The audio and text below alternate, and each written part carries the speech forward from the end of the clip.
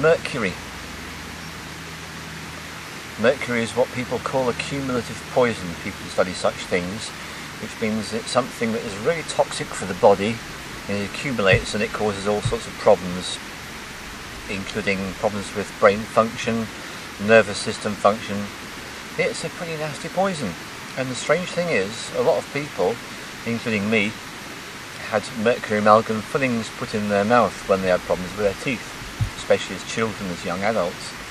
So I've had a total of 8 fillings in my mouth, which have all been this mercury amalgam.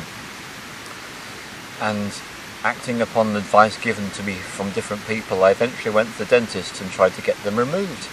And my dentist just wasn't up for it. He was quite happy with them, nothing wrong with them. And that really reflects a degree of brainwashing within the dental industry, which is that there are certain things which are like sacred cows. Fluoride. You must never say anything wrong against fluoride, you must never say anything against mercury, and yet, hang on, they're both brain poisons. So here we go.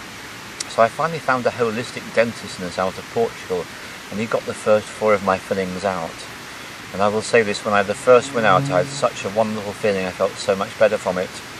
Then I had the other 3 out, and it was a bit of an arduous slog, because I'm someone who is highly electrosensitive, so I tend to avoid all drugs, particularly things like anaesthetics, whether local or general, so I had them all out without anaesthetic.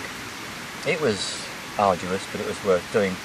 I've just recently been to a dentist in Manchester and had another couple out just a few days ago, and I can just tell you this, I've got 6 out of 8 of my fillings have been replaced with something harmless. The modern fillings are all based on ceramic, basically porcelain together with various other substances to actually make the porcelain glue together into a solid lump and make it an effective workable filling. So this has been my journey. I've now got 6 out of 8 to replace. I've got 2 more to go, and I feel really great at the prospect that soon I will have a mouth without any of these things in. So if you've got mercury fillings, even if you only got 1, it really is worth getting them out. Now this is what my holistic dentist told me. He said that these mercury fillings, that they're most dangerous in 2 stages. The first stage is the first 2 years after they've put in. Lots of mercury leaches into your body, very toxic. Then they settle down and give you no trouble at all for about 20 years until they start to corrode. Now the reason why it's called an amalgam is because it's literally an alloy of mercury together with other metals. And the idea is an alloy is supposed to be stable, but hey, like everything in real life, nothing really is. So after 20 years goes by, they start to corrode. When you examine my mouth, you could see that 2 or 3 of the fillings were very badly corroded, so we got to work on the most corroded first. I'm now dealing with the least corroded ones. What I will say is I just feel progressively better from having this highly toxic substance out of my body. It's possible to find dentists who do this job. In this country, most of them don't take precautions, they don't protect themselves, and they don't protect you. So it's very important if, like me, you've had the dentist doing the work in a pretty conventional manner with no protection, to protect yourself in every single way you can.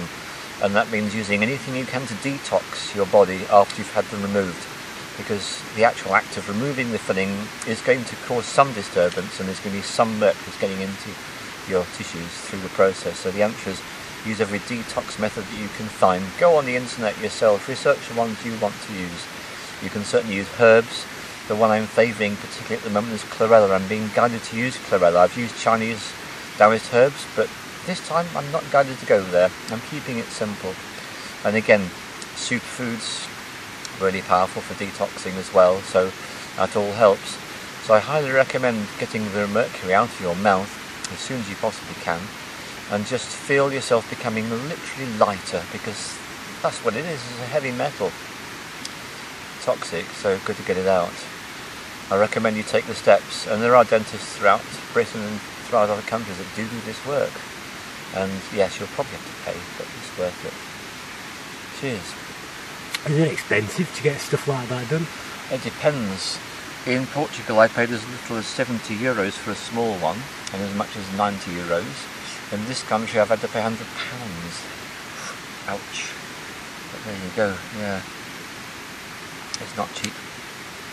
Another £200 of money spent and I'll be free, so that'd be great. Right, okay, a little bit more about mercury. The so-called green light bulbs all contain mercury, so they are most dangerous when they've actually finished their life.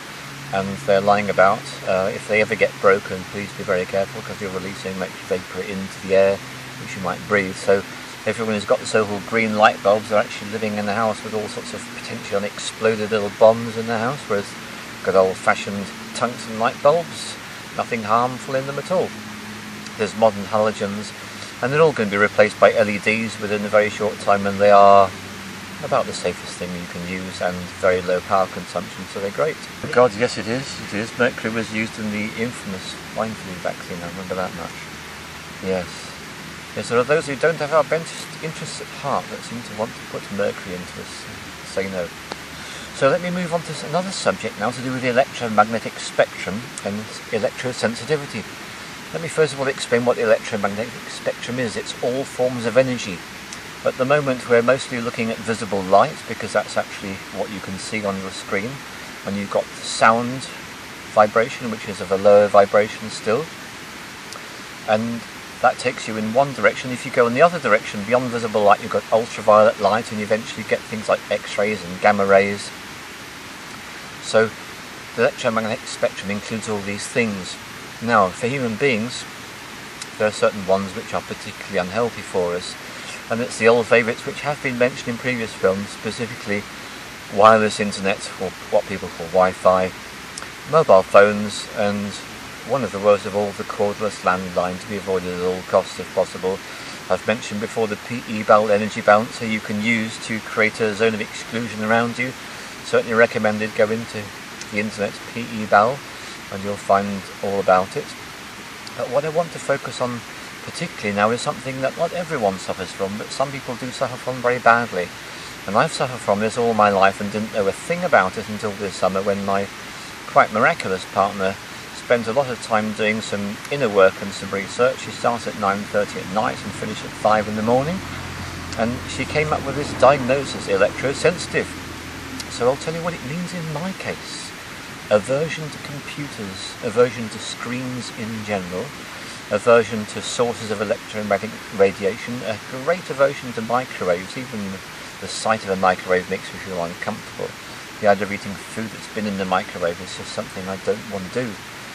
And I never knew why. And then there's all these other symptoms. There's something I've been doing that for years. I have my hair so it grows upwards rather than lying flat. Strangely enough, all these things are connected. I quite often find myself doing this. And something I love to do is to get into the sea and be pounded by the breakers, big waves. What's all this about? Also, smoking seems to help me enormously.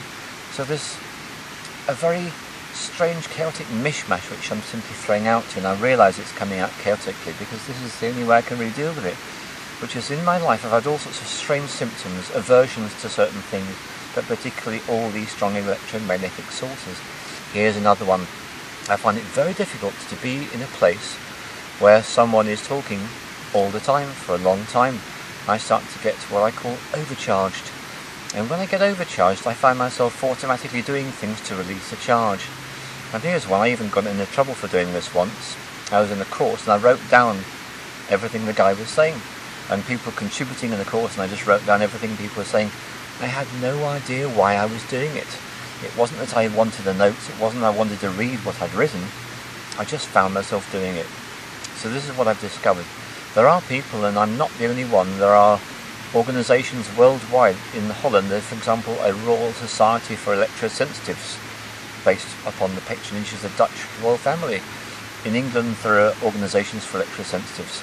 What they've all got in common is they have a very strange attribute. What we do is we tend to pick up electrical charge very, very easily. What's really difficult for electrosensitives is any electrical source, and being in a city and being exposed to a lot of talking. These are really difficult things to deal with. What are the antidotes? Well, guess where we are. Yes, in nature, a wonderful way of discharging. I'm sitting on my sheep fleece rug, a lovely way to discharge. When I drive my vehicle, rather than having a conventional plastic pad, I now have a piece of cork which my feet are resting on. Cork is a wonderful grounding agent. I've had to go through all my shoes and throw away my shoes with rubber soles. Rubber soles, as we all know, rubber's an electrical insulator. As long as I was walking around with rubber-soled shoes, I'd be building up the charge and I couldn't get rid of it. I now wear leather-soled shoes and excess charge trickles out of my feet. So here's the really odd thing about being electrosensitive. You'd think that people electrosensitive are going to be all over the place in people's faces, getting very vigorous, very forceful. Well, in the earliest stages of overcharge, a person can get like that, and if you notice the way I'm speaking, sometimes I'm almost tripping over my words. That's a tendency towards overcharge. But what I discover is if I get seriously overcharged, what I do is I shut down, and it looks like I've got no energy. I've actually collapsed. So anyone looking at me, and even me, would think, well, look at his problem, he's got no energy. It's the opposite, overcharged. So what I find really helpful to overcharge is being in the sea, being in nature, standing on the cork, standing on the wood surface, having a connection to the ground. What I find very difficult is to be in a flat up on the 3rd floor. I once lived in a flat on the 13th story. You can imagine how crazy I felt up there. It was awful for me, dreadful. So what I've learned is that if a person gets overcharged, what they need to do is they need to learn how to release the charge. And I find nature is wonderful. If I have to listen a lot, then taking notes helps discharge the energy of the listening process. And being exposed to the sea, getting into the water, getting into any body of water, just takes all that charge out. And then movements. Even this, if I get overcharged, I can do that. That will make me feel better straight away. Just literally brushing the excess charge off. All these things can help. And paradoxically, and I don't really understand why, but again my partner pointed out to me, when you have a smoke, it all calms down, so that can really help too. Because there are times when I need to be in the city, there's no body of water, there's no nature, I've got to have an alternative. So, to conclude, electrosensitivity is someone who is highly sensitive to electricity. And I mean that in all forms, because all human beings are electrical. We're actually operated by electricity, so other human beings, being in a crowd for an electrosensitive person would be a challenge. And then let's deal with the other issues important. Excess light, especially artificial light, and excess noise. My worst nightmare would be to go into a club with a lock-in, because then I would be in a building where sound would be bouncing off the walls, there'd be no escape. Disastrous. I'm happy to be in a place with lots of sound in the open air, like in a festival, because the sound is dispersed. So sounds and lights are important. Too much listening is something to be aware of. Too much time in a city, too much exposure to electrical devices, and me and computers. Hey, if I've been by a computer for half an hour, I'm just itching to get away from it. And when I close it down and I walk away, I have this surge of relief. Now, that's inconvenient in these modern times. It's great. It's so useful to be able to go on the internet and research things in detail. I have to allow that to the luxury of other people. It's something I can't do because I'm just so electrosensitive. Origins. If you look at your astrology, you'll probably find out why. I've got 6 aspects to the planet Uranus. The planet Uranus is the electrical planet. It's to do with sudden unexpected changes in our life. So hardly surprising that that's my diagnosis of having this electrosensitive quality. The amazing thing is I never spotted it sooner. I only wish I had. But you put that term into your search engine and you'll be amazed what comes up. Electrosensitive.